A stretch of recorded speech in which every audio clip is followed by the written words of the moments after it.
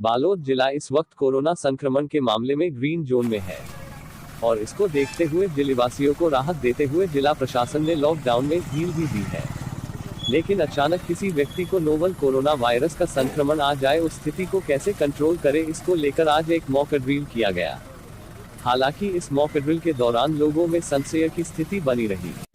Mock drill के दौरान बालोद जिला मुख्यालय के वार्ड 11 को सील किया गया, जिसके एक आने का रास्ता और एक बाहर जाने का रास्ता बनाया गया।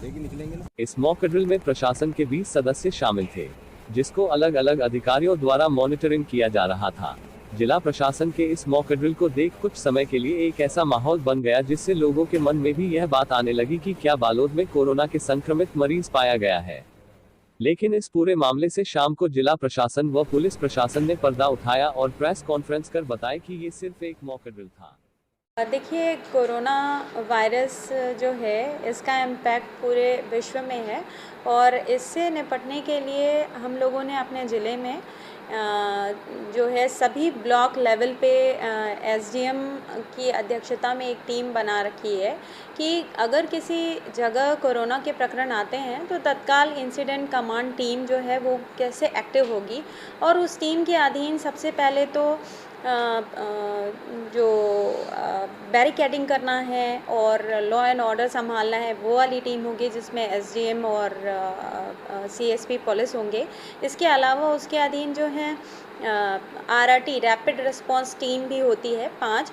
ये रैपिड रिस्पांस टीम उस कोर एरिया में जाके एपिसेंटर और अन्य चारों दिशाओं में जो अफेक्टेड व्यक्ति है और उसके आस पड़ोस के जितने भी व्यक्ति उस वार्ड के व्यक्ति उनका पूरा कांटेक्ट ट्रेसिंग करती है कि वह व्यक्ति किसी भी प्रकार से अफेक्टेड व्यक्ति के संपर्क में तो नहीं आया। और यही सबसे महत्वपूर्ण प्रक्रिया होती है कि कोरोना के संक्रमण को आगे फैलने से रोकने के लिए हमारी रैपिड रिस्पांस टीम जितने अच्छे से कांटेक्ट ट्रेसिंग करेगी, मतलब हमें ऐसे व्यक्तियों का संपर्क निकालना है जो संक्रमित व्यक्ति के टच में सीधे टच में आया हो। जैसे उनके परिवार के सदस्य सीधे टच में आते हैं, उनके घर के काम वाले जो हैं वो सीधे टच में आते हैं, दूध देने वाले, या और अगर वो व्यक्ति कहीं गया है अपने दोस्तों के साथ घूमने गया है या कहीं दुकान गया है, वो सभी लोग इसके प्राइमरी कांटेक्ट में आ जाते हैं।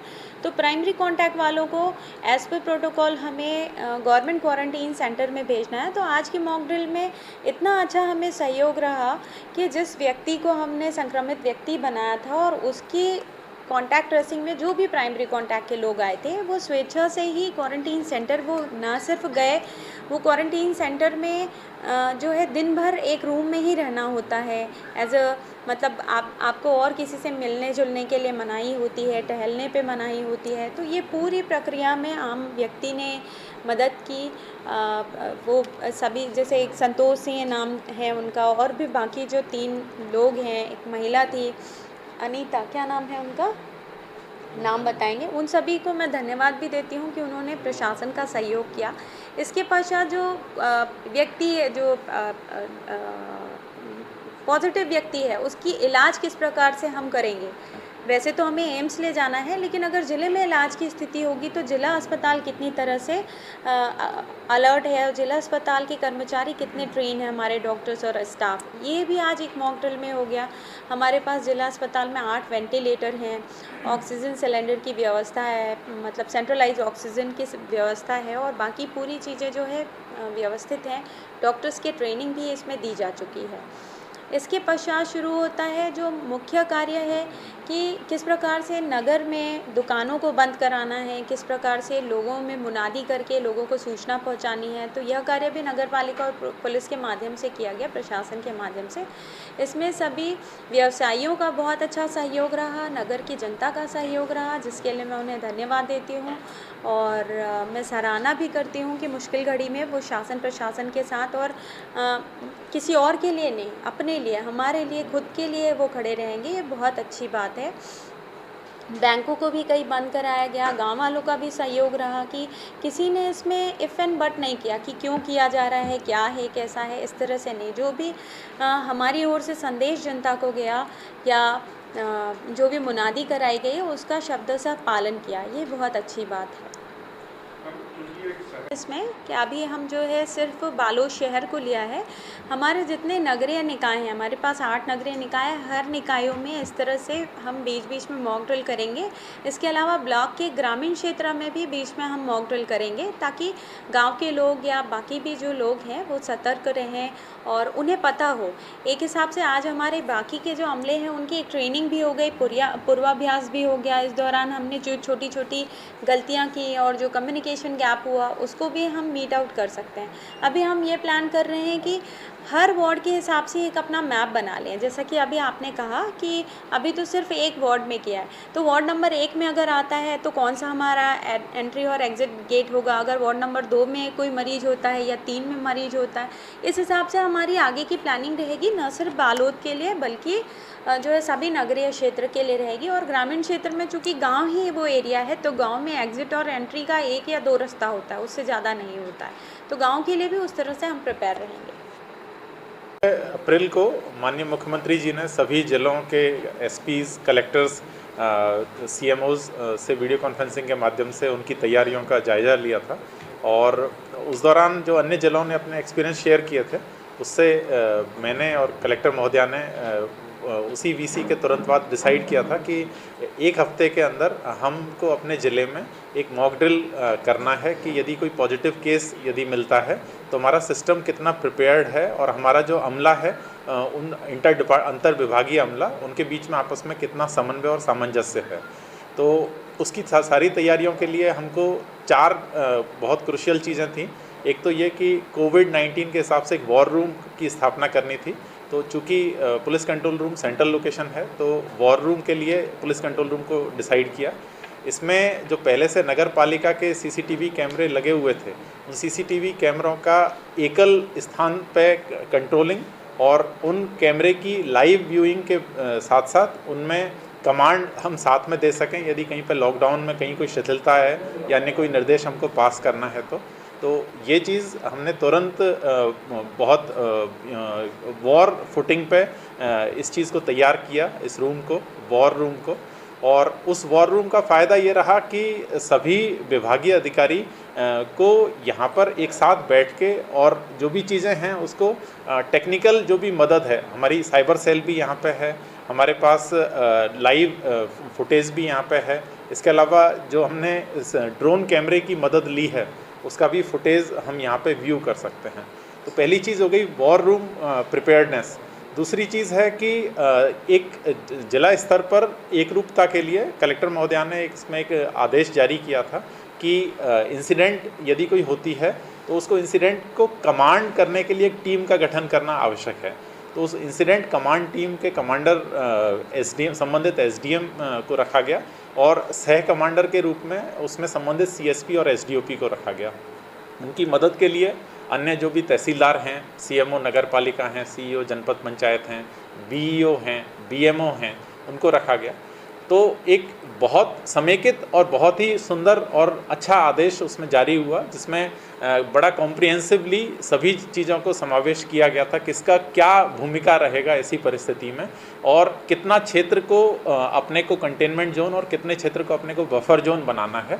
उस कंटेनमेंट जोन और बफर जोन की क्या सैंक्टिटी है और उसमें जो पहुंच नियंत्रण है, एक्सेस कंट्रोल है, उसको किस तरह से इंश्योर किया जाएगा।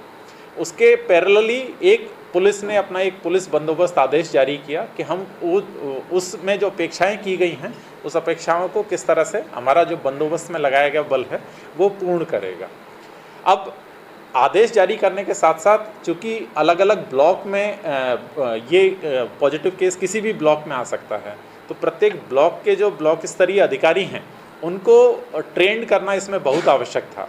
तो उनका प्रशिक्षण कम ओरिएंटेशन ट्रेनिंग हमने मंडे को आयोजित की और उस ट्रेनिंग के दौरान उनको प्रॉपरली ब्रीफ किया गया कि यदि कोई भी पॉजिटिव केस निकल के आता है तो उसको स्टैंडर्ड ऑपरेटिंग प्रोसीजर क्या है और किस तरह से इन्फेक्शन प्रिवेंशन एंड कंट्रोल किया जाएगा, किस तरह से उस केस को मैनेज किया जाएगा।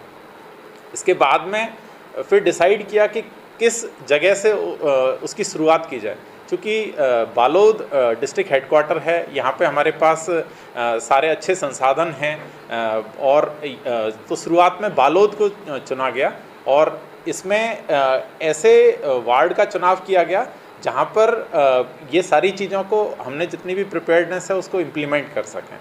और ये 15 तारीख के बाद आज 22 तारीख है, एक हफ्ते में हमने जो हमने प्लानिंग की थी 15 तारीख की शाम को कि हम इसको एक हफ्ते के अंदर मॉक ड्रिल का आयोजन करेंगे, तो उस मॉक ड्रिल को अंजाम दिया गया और इसमें प्रॉपरली मीडिया को ब्रीफ करने का रखा गया। आज जैसे कार्रवाई मॉक ड्रिल की सुबह 8 बजे से स्टार्ट हुई थी, तो सुबह 7 बजे के आसपास मीडिया को प्रॉपरली ब्रीफ किया गया और जिस इलाके में था उस इलाके को प्रॉपरली बैरिकेड किया गया, उस इलाके में प्रॉपरली अनाउंस किया गया, न सिर्फ उस इलाके में कंटेनमेंट जोन में बल्कि बफर जोन में और अन्य जो शहर का हिस्सा है उस शहर के हिस्से में किस तरह से मार्केट को तुरंत कंट्रोल कराया गया। पब्लिक की जो चहल पहल थी उसको तुरंत कंट्रोल किया गया। तो लगभग 8 बजे से 10 बजे के बीच में लगभग 2 घंटे के समय में बहुत सारी चीज़ों को न सिर्फ उस कोर एरिया को जहाँ पर वो पॉजिटिव केस निकलने की संभावना थी उस कोर एरिया को सैनिटाइज कर लिया गया, बल्कि अन्य जो शहर का हिस्सा है, मार्केट एरिया है या अन्य जो भी महत्वपूर्ण रास्ते हैं, चूँकि बालोद शहर से ही दल्ली राजरा गुंडरदेही होते हुए दुर्ग का रास्ता है, राजनांदगांव धमतरी का रास्ता है, तो उसमें प्रॉपरली डाइवर्जन की व्यवस्था रखी गई, जिससे क्या हुआ कि एक रिहर्सल का मौका मिला कि यदि कभी भी कोई भी ऐसी स्थिति बनती है कि कंटेनमेंट जोन और बफर जोन उस क्षेत्र में आता है तो किस तरह से हमको ट्रैफिक को डाइवर्ट करना पड़ेगा। तो और जो पॉजिटिव केस निकल के आया उस पॉजिटिव केस के साथ साथ जो उनके निकटतम फैमिली मेम्बर्स हैं यानी प्राइमरी कॉन्टैक्ट्स जो हैं, डायरेक्ट कॉन्टैक्ट के जो लोग हैं, उनको फैसिलिटी क्वारंटीन में भेजा गया और जो उनके इनडायरेक्ट कॉन्टैक्ट हैं उनको कॉन्टैक्ट ट्रेसिंग के माध्यम से पता लगाया कि किन किन लोगों से वो संपर्क में थे और उनको फिर होम क्वारंटीन की व्यवस्था की गई। और प्रॉपरली चूँकि ये पूरे दिन का था तो इसमें 2 शिफ्ट में ड्यूटी डिटेलिंग की थी और एक फ्लैग मार्च का शुरुआती दौर पे रखा गया था ताकि सबको सेंसिटाइज किया जा सके और ड्रोन के माध्यम से भी इसमें निगरानी की गई और शहर में जो अन्य सीसीटीवी कैमरेज लगे हैं उसके माध्यम से भी चौक चौराहों पर किस तरह की गतिविधि है, कहाँ पर क्या कमांड देना है, उसके आधार पर भी उसको प्रॉपरली मैनेज किया गया। साथ साथ क्वारंटीन फैसिलिटी में किस तरह से हमको उसको आइसोलेट करके रखना है, वहाँ पे क्या बैरिकेडिंग बंदोबस्त होंगे, जो कोर एरिया है उसमें कचरा निपटान की क्या व्यवस्था होगी, उसमें प्रवेश करते समय क्या सैनिटाइजेशन की व्यवस्था होगी, उस चीज़ का ध्यान रखा गया। इसके बाद जो कोविड हॉस्पिटल के हिसाब से हमारी जो तैयारियाँ हैं डिस्ट्रिक्ट हॉस्पिटल में, उस डिस्ट्रिक्ट हॉस्पिटल की तैयारियों का जायज़ा लिया गया। इसके बाद में पुनः फिर जो टाउन में स्थिति रहती है कि प्रॉपरली जो लॉकडाउन, कंप्लीट लॉकडाउन का पालन हो रहा है या नहीं हो रहा, उसको पूरी टीम फ्लैग मार्च के माध्यम से पुनः इंश्योर किया। तो इस दौरान एक अच्छा सीखने का हमको मौका मिला और पब्लिक को भी ये समझाने का मौका मिला कि यदि इस तरह की स्थिति बनती है तो हम उस तरह से किस तरह से रेस्पॉन्ड कर सकते हैं। तो एक बहुत अच्छा एक्सपीरियंस।